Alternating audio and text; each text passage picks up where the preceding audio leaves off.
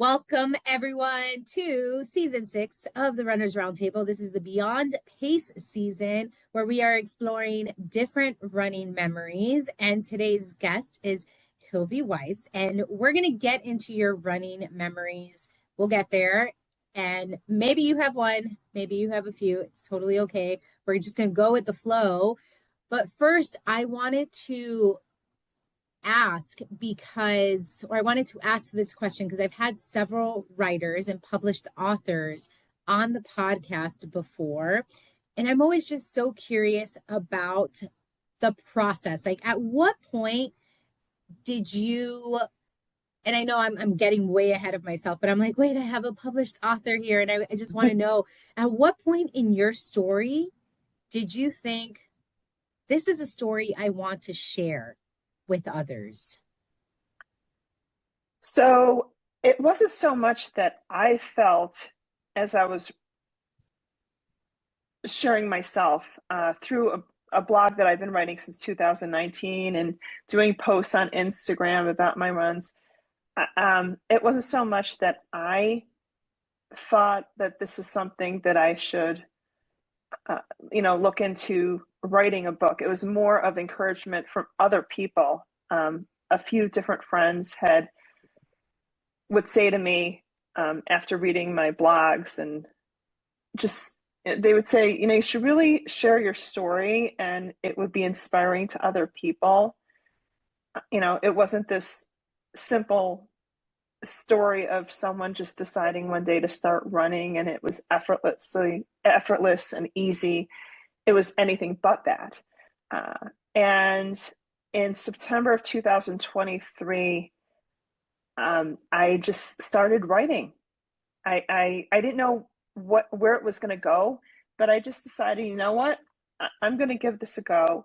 And I kind of went back in time, starting with the point in 2014 where I had been a very, very busy wife and mother of 5. I was so caught up in everything going on in the house and with my kids and being the volunteer and the head of the PTA.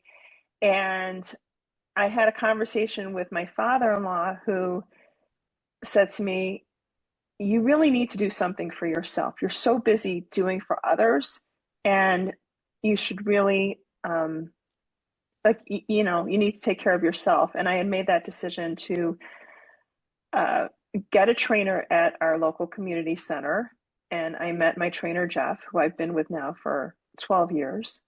And so the book is really, each chapter is a year in the life since that point, where I went from pretty much a sedentary mom and wife to the point now where I hesitate to call myself an athlete and runner, but I kind of guess that's what I am. It's still not so easy to do, but I say if you run, you're a runner. And so it's really the journey that I've taken. And it's not been smooth. There have been injuries. There's been recovery from surgery. There's been a lot of battles with my motivation, my self-confidence.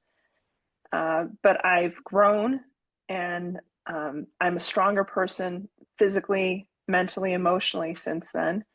And in terms of writing the book, it took me just a few months really to go back to my blog, and also then going back to pictures of my races and sort of recalling those experiences, where I was at that point.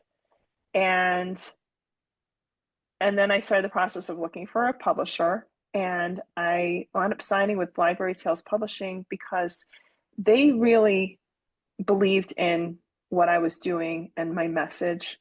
And I so appreciated that. And it's been a great partnership and a great process with getting this book to the point now where it's going to be out in June. And,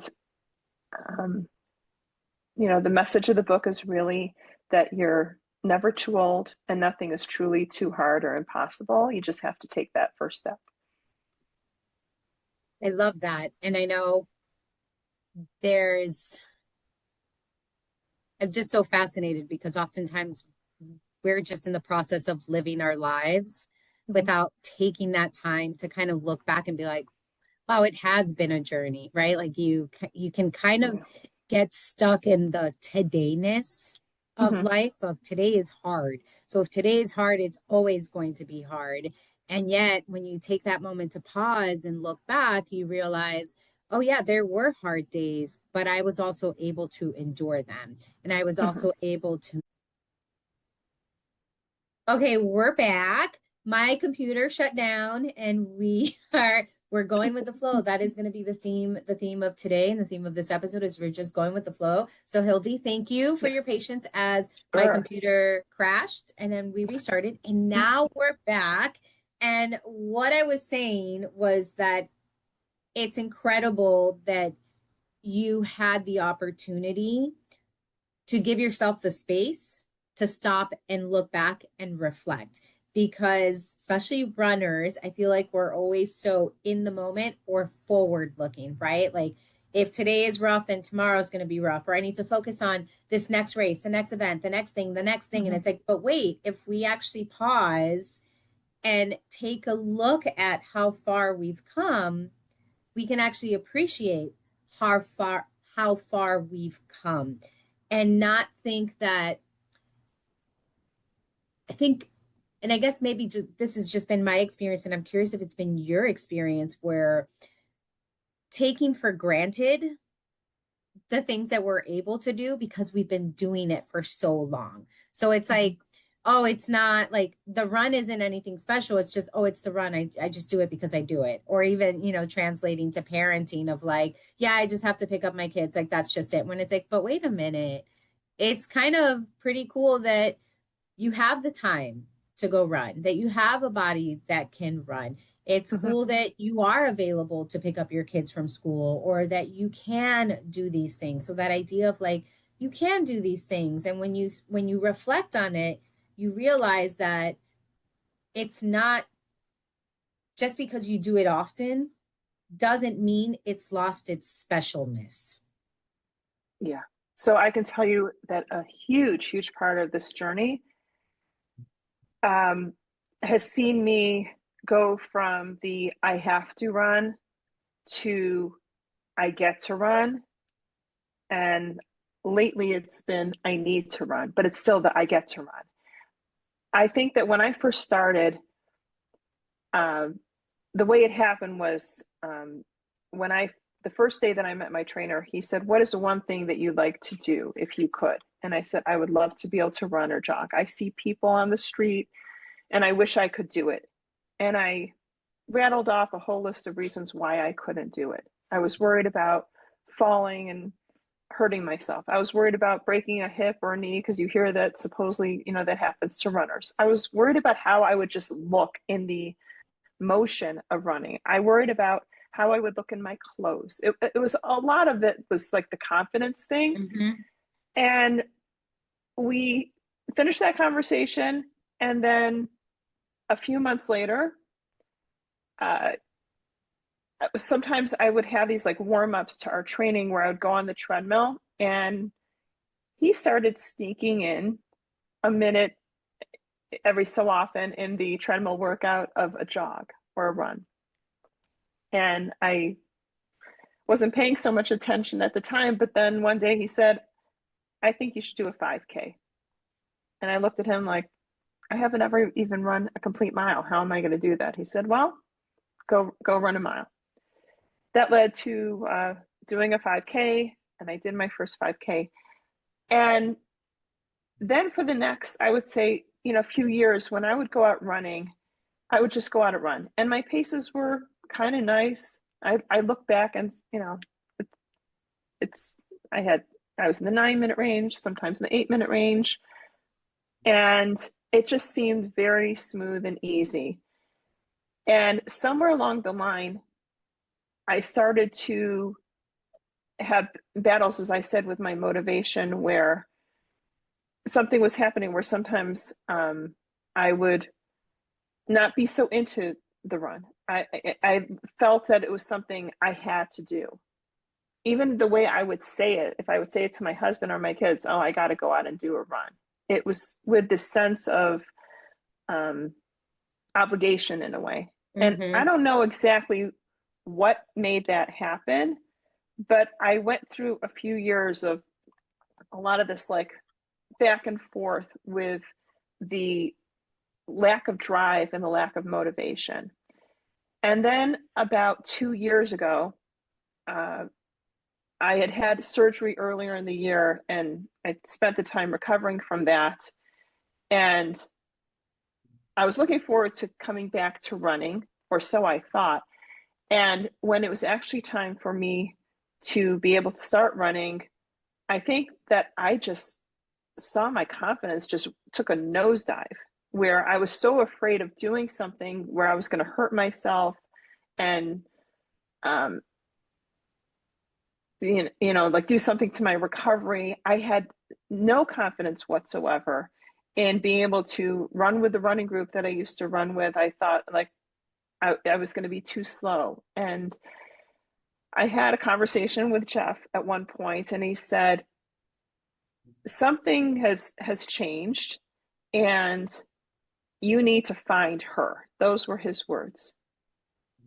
Find that version of you that just loved it, didn't think much about it.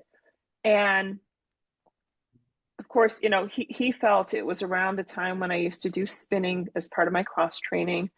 And I hadn't done spinning in a few years at that point because of COVID and the gym being closed. And I thought long and hard after that conversation. I decided, okay, you know what, I need to do some work on myself. I wound up going to a spinning class the next day, and it was like I had never left. Even though it had been a few years, getting back on that bike, I asked myself, like, why was I away from it for so long? Because I really loved it.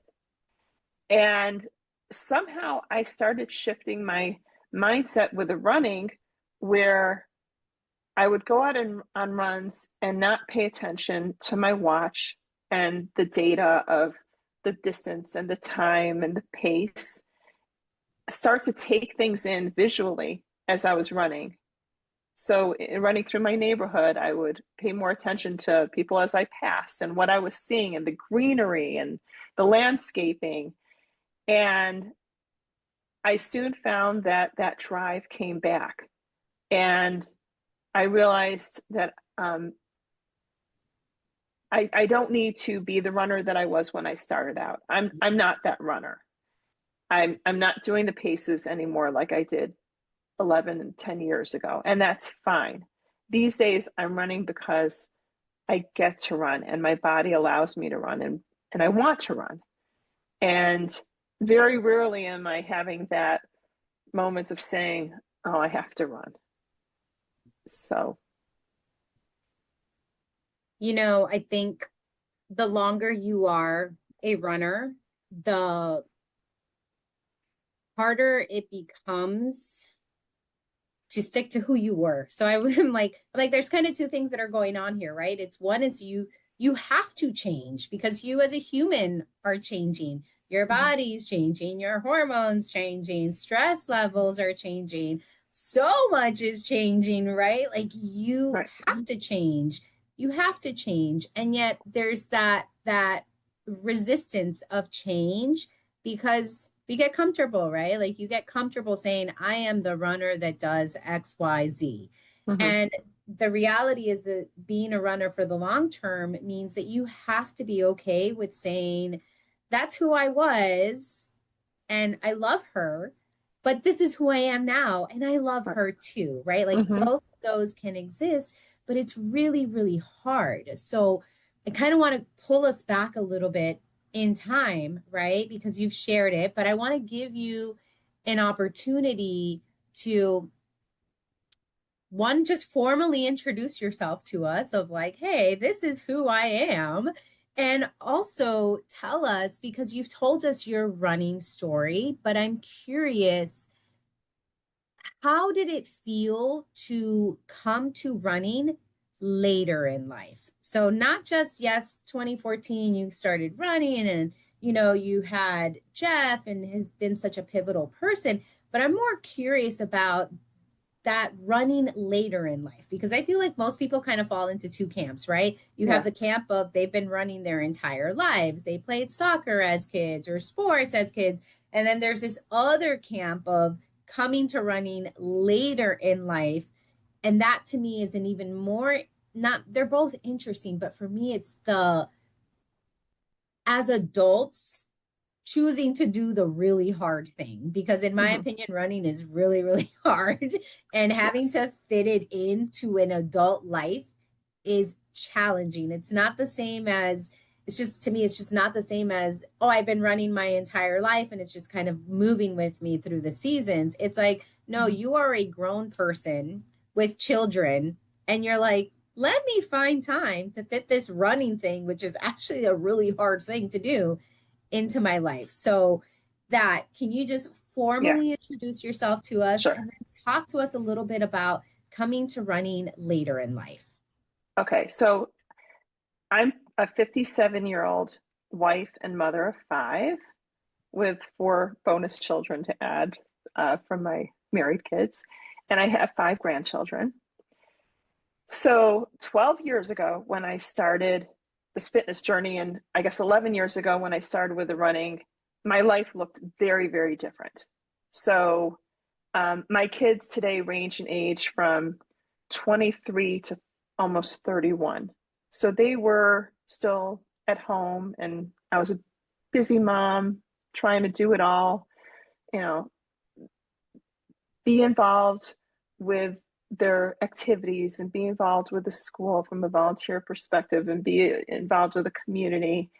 And I was a writer and producing videos for nonprofit organizations. And somehow, when I started running, I made it happen. And these days, I do have more flexibility because everyone is pretty much out of the house, so I can choose when I do it. And but it's still not easy, you know. Mm-hmm. Um, being a later in life runner, I say I wish I would have done this 20 years ago or 30 years ago, even. But I also acknowledge that I was not in a place at that point to really do it. So going back, um, I when I was 17, I spent a year abroad in Israel, and I proceeded to gain about 30 pounds, and I was not active at all. And when I came home from that year and I went to college, I continued to put on some more weight, and I was not active. I avoided any kind of walking, any kind of exercise as that at that point. And even like when I met my husband, he always wanted to walk. We were both living in New York, and he would always talk about, hey, let's take a walk through Central Park. And I would be like, no, I just didn't want to. And then when we got married, I just didn't really think about working out or doing any kind of activity.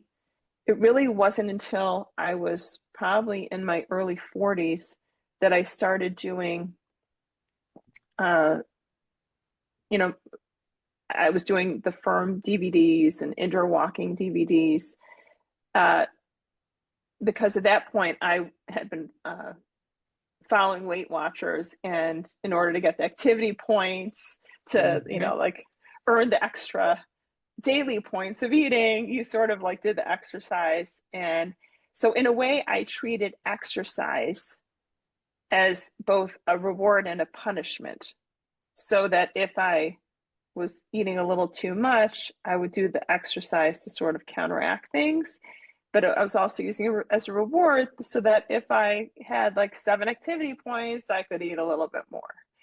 And I it just wasn't a priority, as I said. Like even when I think that when I was pregnant with my daughter, I was at my heaviest weight. And my doctor at the time had said, you know, you're going to have a really large baby. You and your husband are both big people.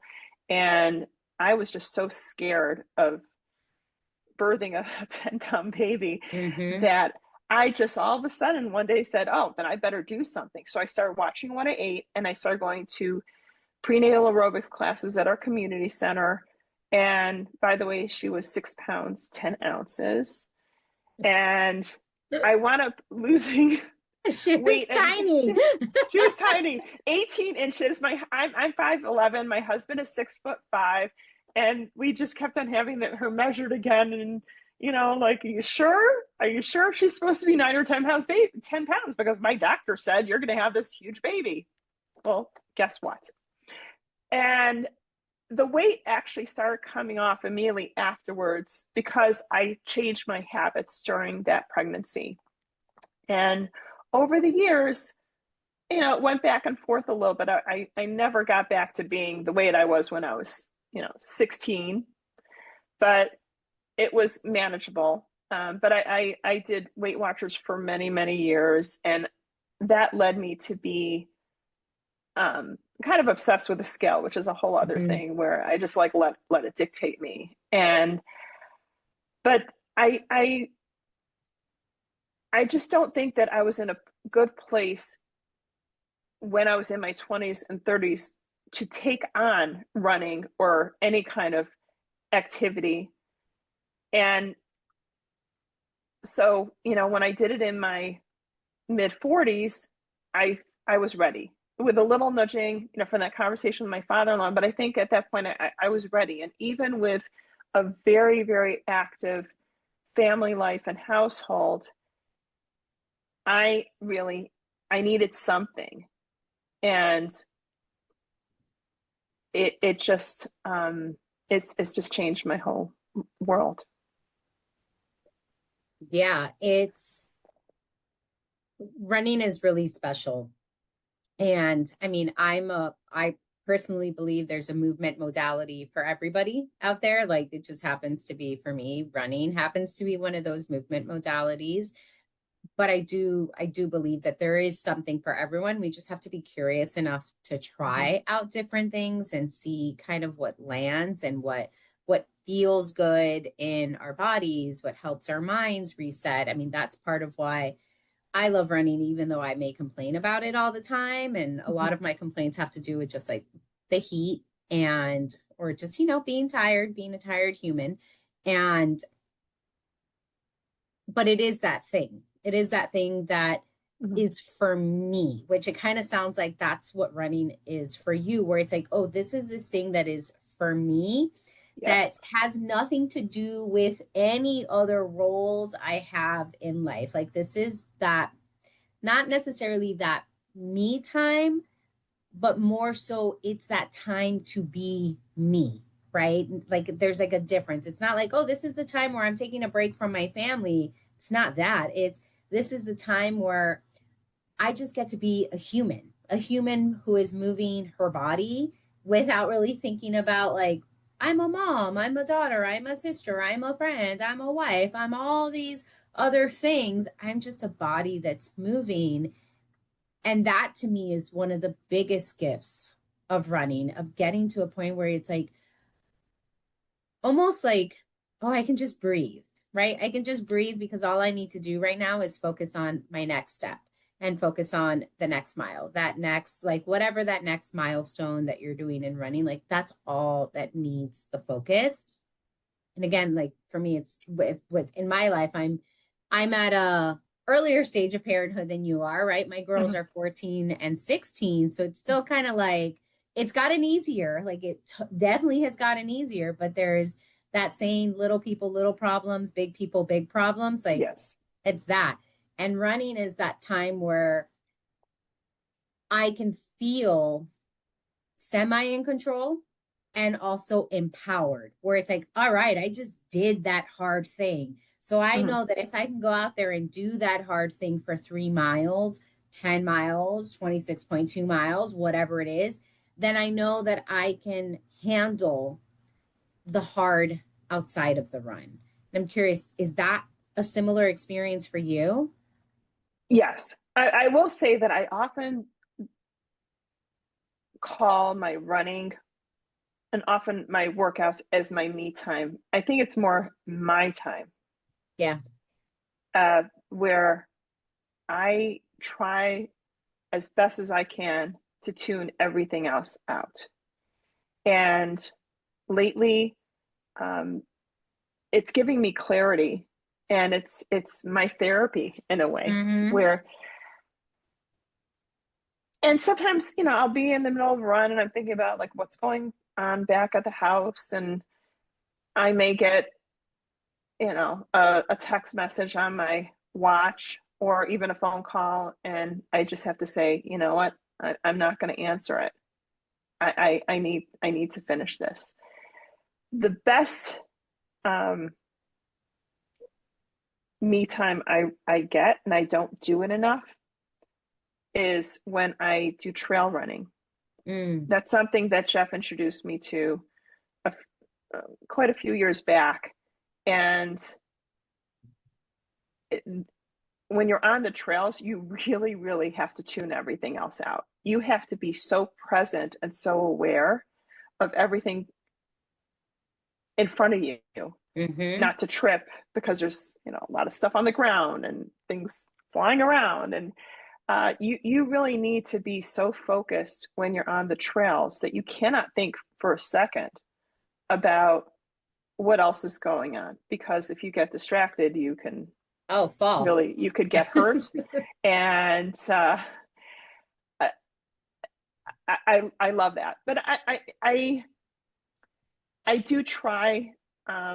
Lately, I've been doing a lot more running on the treadmill than being outside, and I just try really hard to be tuned in to whatever I'm listening to as I'm running, whether it's a podcast, whether it's music, if I'm following a Peloton workout, and just remind myself that the miles that I'm doing and the time that I'm taking is for me, Mm-hmm. and everything else will be okay. And when I'm done, I can get back to whatever is going on. But I need that as much as that needs me. Absolutely. So now I want to kind of like bring us Okay. to the theme of the season, right? The theme of the Mm-hmm. season are beyond pace memory, your favorite running memory. And I'm curious if you have one running memory that stands out to you, or if there's a memory that you're like, if I'm at a party and there's a bunch of people and I need to convince them running is awesome, what would that story be? I think that the best running memory that I have was from my second 5K race. Ooh, a Okay. 5K. Yes. So I had done my first 5K the month before in 2015. Jeff had convinced me to aim for a 5K, sign up. I think I did it half consciously. Uh, and he's like, we're going to do it together. And then on race day, he said, oh, by the way, yeah, I can't run with you. My wife is coming with me, so you're going to be doing it alone. And I only realized about last week. So this is so many years later. And I did a blog about it. Was it a trick or was it a test? And I like to think of it that it was a test. At the time, I was like, it was definitely a trick. And but anyways, I did that race by myself, and I was so detached from it. So I can't say that that was my favorite. But then the next one I did a month later, I did a race for the place.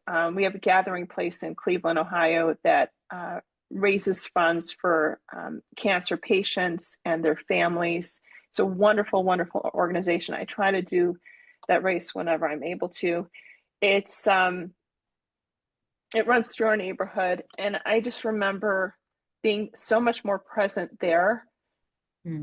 And there was a picture taken of me crossing the finish line where I'm smiling, and it's like this like glorious moment that somehow got captured.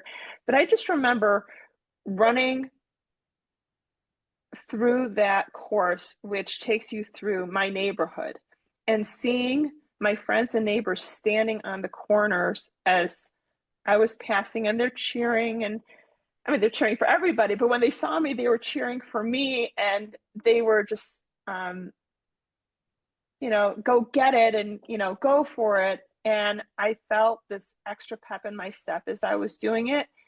And at the same time, I just kept on telling myself why I was doing that race. And it was in honor and in memory of people in my life that have either survived cancer or unfortunately battled it and didn't win. So I thought about my grandmother, who passed away at 60 when I was 12 years old. And I thought about her younger sister, who passed away a few years later, who I loved. And I had friends who had passed away, but I also had a lot of friends that I thought about who battled it and won. And so I kept on thinking about them and picturing them as I was doing this. So as hard as it might have been to do that race, it was just so meaningful. And I just remember feeling like I was totally in the moment as I was doing that. I love that your memory is a 5K. And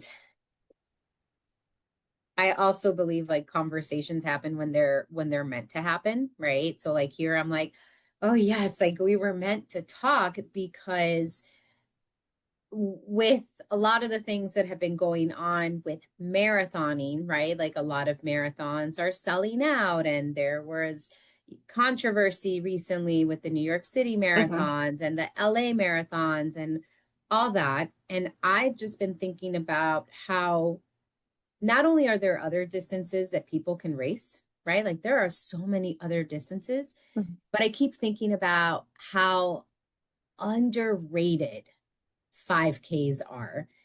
Like they are just such an incredible distance. And hearing you speak and share this memory for me is that reminder of, and it's something I try to tell my athletes all the time, of you can get the same feeling across different distances. So I'm listening to you, and all I can think is that just feels like so much emotion and so much meaning packed into 3.1 miles. Like it just feels so incredibly grand. And I'm curious, as you think of this memory, and just again, I'm so grateful that your memory is a 5K, because it's just so in alignment with a lot of what I've been thinking about lately. How would you say this memory of this 5K has shaped who you are as a runner? Wow. I have to think about that. But I will say that I've done 5 half marathons, and I my first one was great. I did that with Jeff, and I had nothing to compare it to. So it was great. We chatted the whole way, and the second one, I had heat exhaustion, and I wound up collapsing about a quarter of a mile away from the finish line. I went down. I didn't. When I say collapse, I felt that I was losing the feeling in my leg. So I got myself down on the ground, and it was like jelly, and then it was like horrible. And I forgot to turn off my run keeper, of course. But I'll say, I've talked to Jeff about it, where I just said, oh, that it was horrible. And he's like, why is it horrible? I said, because of how I finished. He said, but there was so much more to it that led up to it. And the fact is, like, you ran a half. But I think I have spent so much time focusing on what went wrong with that. And then my next one, I did it with my son. And mentally, I wasn't there. And I felt like I had to switch to walking. And I wanted PRing that particular half marathon. And I love the memory of running with my son, and then with my other halves, I did a half with my brother for the Miami half 3 years ago, I think it was. And it was lovely. I think, but my memory is more about being able to run with my brother, who only started running a few months before, and having that experience of bonding with him over something that I had enjoyed for so long that he was starting to love. And I ran another half with someone that I became friends with through a Cleveland, it's called SRTT/MRTT runner group. Mothers run this town. Yeah. And she's lovely. And we wound up finding each other because I was looking for someone to run with. I had a friend I was supposed to run with, and she wound up getting COVID. So I found Tracy, and we did the first few miles together, and then we separated, but it was brutal. So my halves are really not so memorable, except for the people I ran with. So the experience itself wasn't that great. And I've done 10Ks. I'm doing a 10K in a few weeks, hopefully. But the 5Ks, I don't think I actually thought to give it, as the credit that now, as we're talking, that it really deserves.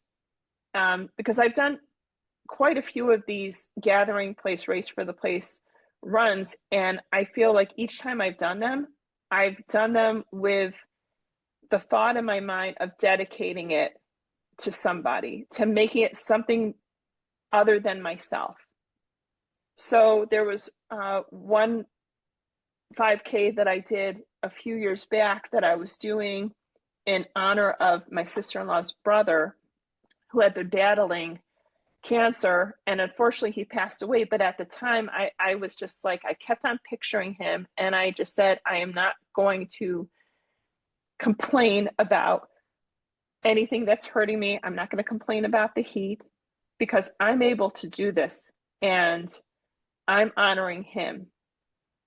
And there have been other 5Ks like that where it's not just about running and finishing and getting a medal. It's about something so much more. I don't know if that answers your question, but I hope it's something. I mean, it's, again, I'm like, yes, universe, I understand I was supposed to talk to Hildee today, because we can easily get caught up in thinking, there's a hierarchy in running, right? Where it's like, ooh, the marathon. And that's how you're a real runner, right? Because you've ran a marathon distance, or you're a real runner if you've done a half marathon. Or in my case, it was, oh, but Stephanie, you've ran 5 half marathons. You're ready to run a marathon. And now looking back, I'm like, but why? The 5K is so much fun. And a 5K can really hurt. Like, it can hurt in a very different way than those longer distances. But again, what I'm hearing from you, and what I hope people take away from this conversation, is that sometimes less is infinitely more.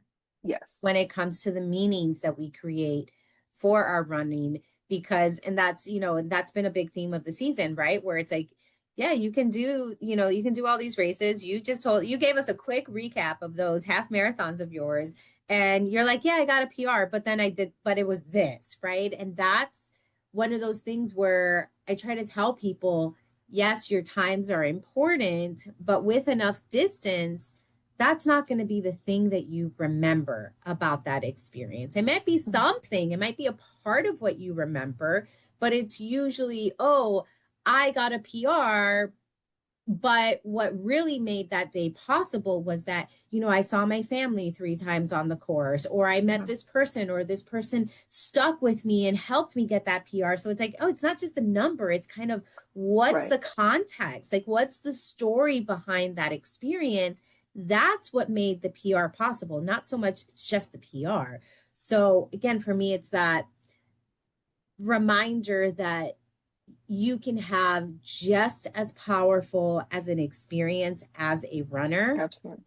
Running a 5K, just as you can have doing a 10K, a 10 miler, half marathon, marathon, ultra marathon, right? Like what brings us to running for a lot of us, and maybe it does begin with like, oh, I want to run a marathon or I want to do one of those things. But what brings us to running is really that idea of, like in your case, my case, right? Of, can I run a mile? Can I do that mile? And then after I've done that mile, can I do two? Can I do three? Can I do it without complaining? Can I do it without taking Yeah. as many walk breaks? Can I do it with a smile on my face, right? Can I do it, which this has been me recently, where it's like, can I do it in a way that makes me want to get up and do it again, right? Can I approach running in a way that's going to make me want to keep running? Again, given that running is really hard, can I do it in a way that makes me want to do that? So, yeah, that's just beautiful. It's beautiful because we don't, again, you can do less and have it mean more. And it's not to say that you do more and it doesn't mean more, but it's to say that be open to perhaps what the different distances may have to teach you and what you can get out of those different distances. Mm-hmm. I mean, I'd like to just add that another favorite memory was when I ran for the first time in the Jerusalem Marathon 10K portion. This was in 2018. And I ran it, on my own. I had family members participating in different distances, and I have my middle daughter was doing the 10K, but she was running her own race. And first of all, the route was amazing. Just running through the city of Jerusalem, and it was pretty brutal with the hills, but it was so scenic, and people were out there. Just the spirit of everything, and people cheering and rooting was wonderful. But I remember at one point, I was running downhill from outside the old city of Jerusalem, and I hear, "Hey, Mom," and it was my daughter, and we had just like a moment where we're like, "Hey, how are you?" And then we both kept on going. But that was just such a pivotal moment to be doing something that I loved, and she was doing something for herself, and we were doing it together but separate. And then when we finished, we were both there to give a high five and have that experience, even though it wasn't necessarily together. But I just remember that that moment where we caught up with each other. I felt like I had that support. Yeah, I mean, I say, and I've said often, right? I think race day is such when we can zoom out of our own personal goals, race day is really magical because Mm-hmm. for that time, everyone's sharing the same story, right? Like that is a moment in time where you're there running your race, but your daughter is also there running her race. And yet you're both running the same streets and the same course. And then you're thinking about there's thousands of other people or hundreds of other people. I don't know how big that race is. But to me, it's always amazing when I think about, wow, here are all these stories that are converging at once. And for this one moment in time, we are all sharing the same road. And obviously, like the end of it, it's our experiences are going to be different. But to me, it's so cool to think that that race is that one commonality that everybody's stories are going to share, that one day, that moment, that race experience is the thing that everyone's going to have in common. And that to me is like so magical. And it's so cool. It's like, oh my gosh, can you imagine all the things that had to happen in everybody's lives for them to come together on that race day? And even if you and your daughter are running separately, like all the choices you all had to make that day just to be able to even just cross paths with each other on the course, right? Like that to me is just so magical. Okay, so I have a series of questions and we're just going to go through them and we'll see where they take us as usual. Okay. So we've got the first one is, if you could go back in time to speak to your younger runner self, what would you say to her? stop making excuses. Yeah. Flipping that, what hopes do you have for your future runner self? I want to be doing this as long as I possibly can. I want to be doing this in my 80s. I don't care how long it takes me to run a mile or to run a 5K. I want to keep on moving. At one of the 5Ks I did quite a few years ago, I remember when they were giving out the medals, they called up a woman who must have been around 90 years old to get her medal. And I just remember saying, I want to be her when I grow up. I just want to be active. Obviously, it may not be at the pace and intensity that I'm doing these days, which is more than I did when I started out 12 years ago. Mm-hmm. But I want to keep on doing it because of how much it gives back to me. So as long as my body, as long as my feet are allowing it, I'd like to keep on running and keep on working out. Yeah, and you bring up something so interesting too about like pace and intensity or just like the effort levels where it's like that stuff is kind of relative, right? Because what you're doing now, it may not be what you're able to do when you're 80, but when you're 80, what you're able to do is going to be what your 80-year-old self can do. So it's kind of like it's the same. So it's that just thinking about that right now, I'm like, oh yeah, that is it, right? Because it's so easy to compare ourselves to previous versions of ourselves without giving ourselves credit of, but what I'm able to do right now is what I'm able to do right now. And perhaps I can't do what I did 10 years ago, but I'm also not that person that I was 10 years ago. So that intensity was appropriate for that 10-year ago version of myself. And the intensity I'm doing now, that's what's appropriate for me. And then 10 years from now, that might be a very different intensity. It's a journey. I mean, it totally evolves. And my youngest daughter, probably about 2 years ago, we were walking together and she said to me, Mom, I am so glad you started working out and doing what you're doing, because I don't know what my life would be like if I wasn't doing that. I shudder to think what my physical health would be like. Of course, what my weight would be like. Yeah. But I think that I'm all around a totally different person because I have this in my life. I feel more fulfilled. And I can't go back in time. I can say I wish I would have done it sooner, but again, I wasn't in a good place emotionally and mentally to be able to do it. So I guess I was ready and I didn't know it when I started at 46, but I'm so glad I did. Yeah, and everything in your life brought you to that moment, right? And that's just how your story was meant to unfold, at least up until that moment and up until now, because who knows what tomorrow holds for you. Okay, this is my favorite question, and I'm curious as always, how do you celebrate yourself as a runner? Wow. That's why it's my favorite question. How do I celebrate myself as a runner?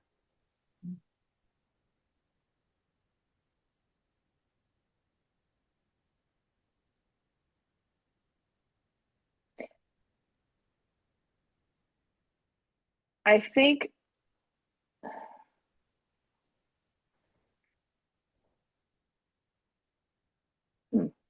wow, this is really deep. I see the cogs working. Yeah. I mean, look, I have had low self-confidence probably from the time I was in my later teens to this day, but it's gotten a little bit better. And I think that the running has helped me. And it's not like I think I'm all that, but I'm able to see myself and what I'm capable of. And looking back at having done various things where Jeff would suggest it or push me into it, whether it was doing Spartan races or resuming swimming after not having donned a bathing suit in public for decades. I think that I realize that I am stronger than I think I am. And I'm more capable than I think I am. And, you know, my blog is called You Want Me to Do What? And it's really about having done things, you know, things in my life when it comes to the fitness, especially the running, where, you know, it's, hey, I think you should sign up for a 5K. And I went through the motions of it, but I questioned it. I questioned myself. Like, could I really do that? And you know, the Spartan races were huge because there's, again, I had so many reasons why I couldn't do it or why I shouldn't do it. And then when I actually did it, and it was very, very hard, but it was such a huge lesson in learning about myself and embracing that inner athlete, as I call it, where something came out of me, you know, that it was so foreign for so long, this hunger and this drive, and that gave me confidence. You know, Jeff talks about a defining moment that he saw, and obviously I couldn't see because I was all muddy and not paying attention. But he said in our first Spartan race, we had come out of the dunk wall where you swim, you go into this muddy waters, you go under a wall, come out, and then you have to climb an incline wall using a rope. And I was trying to do it, and it was just so slippery, and I kept on feeling myself slipping. And he said, here, you know, like, let me help you. And I kept on saying, like, I can't do it. Just go ahead. We're doing this as a team. And, you know, you do it. I don't have it in me. And he kept on saying, you can do this. And I guess something came over me, and I allowed him to help me by one side, and then another Spartan athlete was helping me by the other. And I got myself to the top and got myself over. And he said he saw the look on my face. And obviously there was no cameras there at the time, and I don't remember it. And he said the look on my face where it was like, holy cow, I just did that. And I came down the other side of the wall and then kept on going. And the whole experience of doing that, even though I truly have no desire to do it again, two was enough. But that was really more than the running. That was really about channeling this inner athlete, this, you know, telling myself, come on, you can do this. Find her, find that, the confidence, find your strength, find your drive, that this is something that is so hard, something that you never ever imagined for yourself that you can do. And it is very hard, but you can do this. You can do hard things. And look, it's running a 5K or a 10K or the half marathons. It's putting on a bathing suit and walking across the indoor swimming pool at the community center, where I was always the mom who would wear the huge cover up and never expose myself like that. That's think what I'm hearing from you is something that I think it's really important for people to remember, or just to kind of keep in mind that sometimes the celebration is quiet, right? It's not necessarily like this big, bold, like loud thing. Sometimes that celebration is in those quiet moments of being in awe of yourself, being in appreciation of yourself, being in awareness of the ways in which you are an athlete, right?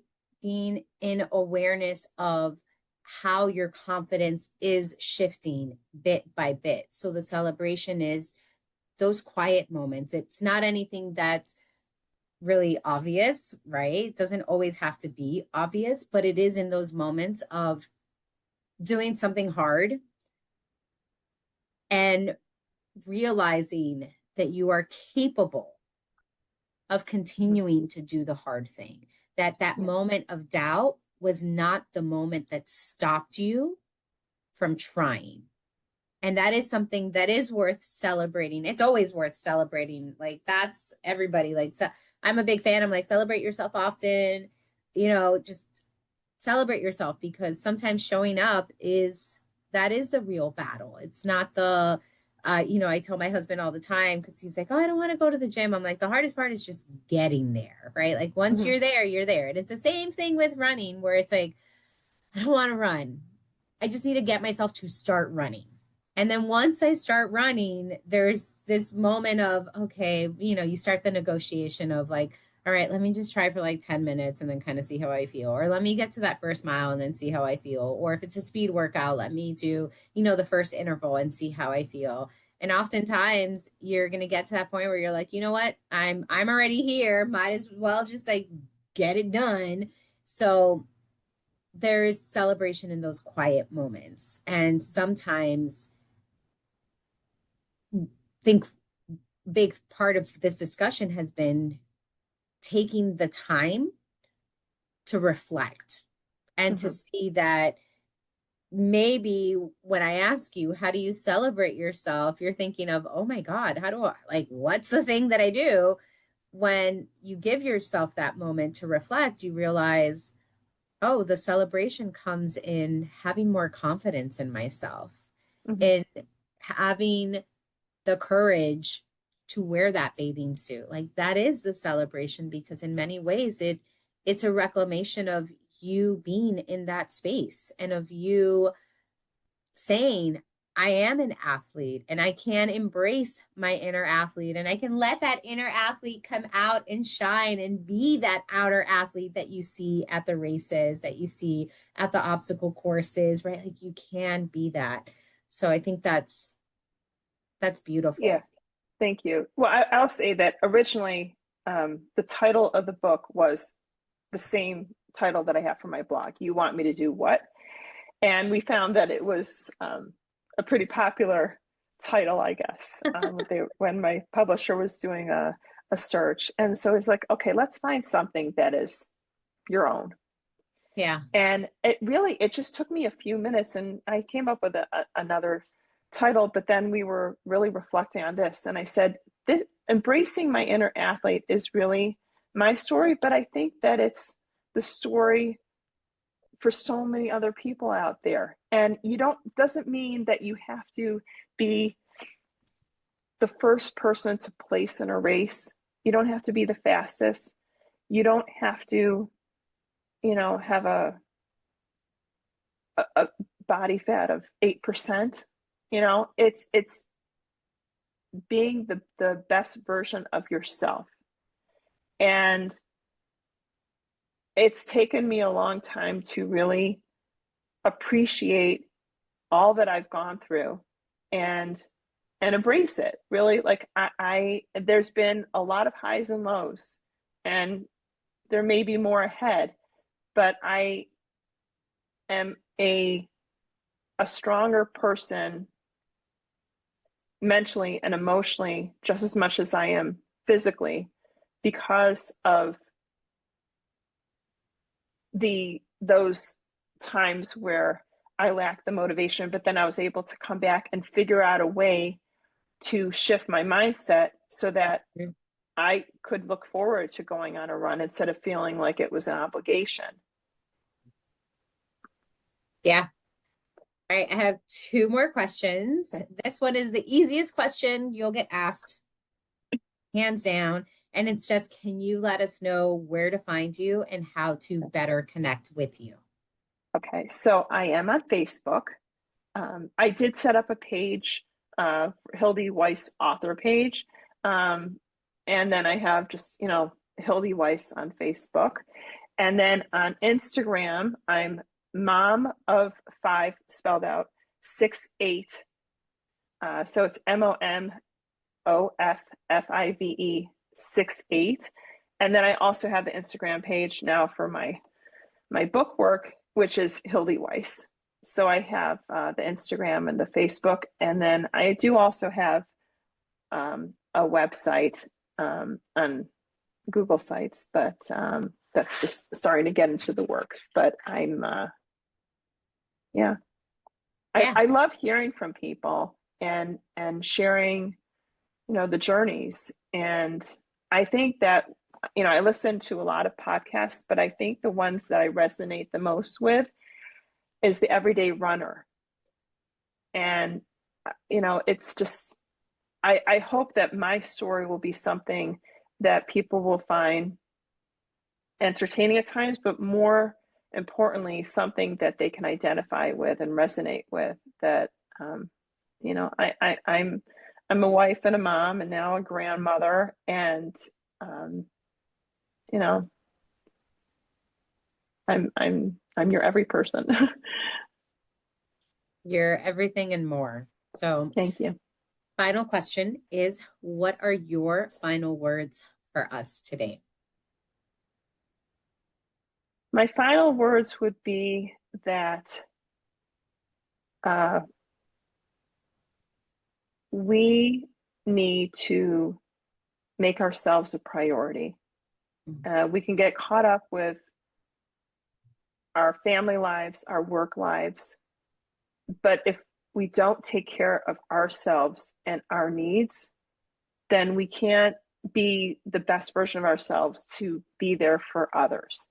And I think that I was so caught up in things in my 40s with my home life and trying to be everything and do everything. And I wasn't really taking care of myself. And this whole fitness and running journey has allowed me to still be the wife and mom and grandmother, but also to say, I deserve this. I don't want to say anything else, but I feel like I have to, because for everyone that's listening, it's so important to prioritize yourself and to know that, yes, you deserve the movement. You deserve taking the time to feel good in your body, to feel good in your mind. Like, you deserve that. And it's not anything that has to be earned, right? Like, I feel like don't have to earn feeling comfortable with yourself. It is work to feel good, but it's not anything that you have to earn, because all of us are so worthy of being whatever our best is. And hopefully, my hope is that everyone is surrounded by people. And Hildee, it sounds like you have been so incredibly surrounded by people who are encouraging you. Yeah. I mean, to be your best. Yeah. My husband, when we met, as I said, like, he wanted to walk through Manhattan, and I would say no, like, we just didn't do it. And sometimes he says, like, he looks at me now and is like, what happened to the girl I dated and married? Because, like, he's been at so many of my starting lines and so many of my finish lines, and he's been such a great cheerleader and supportive of me. My kids are so supportive. I've had the honor and the privilege of running with them, whether it's been at a race or sometimes just side by side in treadmills in our gym. And that gives me so much joy. My mother especially will read my blogs and just say, like, who are you? Because as a kid, I wasn't active. I wasn't athletic. I, you know, it's like I wasn't this person. And then I had all these years for so long as a new wife and putting on the weight and not being active. And then suddenly one day I decided to do that. But she is so proud of me. And you know, like my friends and family have been so supportive, whether it's the friend who has always been a runner, but was there at the 3 mile mark of my first 5K and waited for me after she had finished the race already, but came back to run that last 10th of a mile to be there for me when I had that moment. And I'll never forget her being there and what it meant to me. And just, you know, the friends who give me support now and the families who give me support and give me the likes and the comments on my posts and read my blog and are supportive of this book. You know, it just, I could certainly not do this on my own. Yeah. So final words from Hildee. I'm going to distill them quickly. Make sure you got yourself a good support network because they'll be there for you. Hildee, thank you so much for joining me, for sharing your journey, your story, and your wisdom with us. And yeah, everyone, we'll see you next time.